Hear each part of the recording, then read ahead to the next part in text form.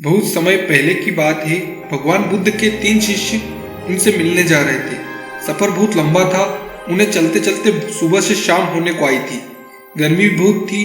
उन तीनों को बहुत तेज प्यास लगी थी। दूर दूर तक कहीं पानी नहीं था। वो चलते रहे। अचानक उनमें से एक शिष्य को दूर एक नदी दिखाई दी।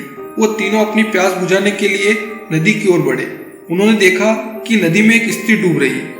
बौद्ध धर्म में बौद्ध भिक्षुओं द्वारा किसी भी स्त्री को स्पर्श करना वर्जित माना जाता था। ऐसे में अब क्या हो सकता था?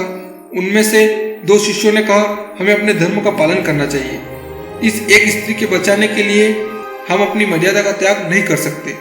अगर यह मर जाएगी तो कुछ नहीं होगा, परंतु अगर हमने इसे बचाने की कोशिश की तो हमारी वर्षों की तपस्या समाप्त हो जाएगी। हमें अपनी प्यास बुझाकर यहाँ से चलना चाहिए।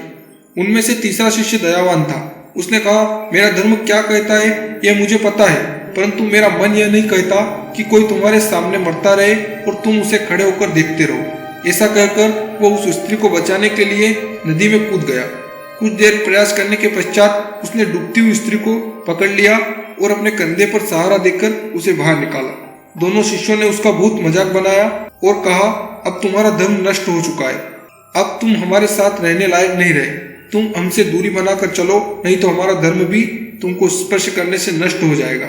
उसे उनकी बात सुनकर बहुत दुख हुआ, परंतु उन्होंने उसे कुछ नहीं बोला। कुछ दूर चलने के पश्चात तीनों भगवान बुद्ध के समीप पहुंच गए और दोनों शिष्यों ने मार्ग में घटित सारी बात बताई। उन्होंने कहा, हमने इसे रोकने के बहुत प्रयत्न किए, परंतु यह नहीं माना। इसने उस स्त्री को स्पर्श करके घोर पाप किया है।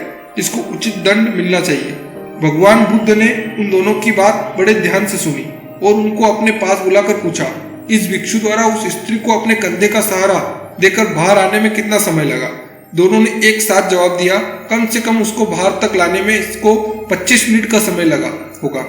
भगवान बुद्ध ने फिर पूछा, इस घटना के पश्चात तुमको यहाँ तक आने में कितना समय लगा? दोनों ने फिर से जवाब दिया, यहाँ तक आने में हमें कम से कम 8 घंटे लग गए होंगे। भगवान बुद्ध ने मुस्कुराते हुए उन दोनों से कहा, इसने उस स्त्री का जीवन बचाने के लिए केवल 25 मिनट अपने कंधे पर सहारा दिया, जो एक नेक काम है और एक दयावान इंसान ही कर सकता है।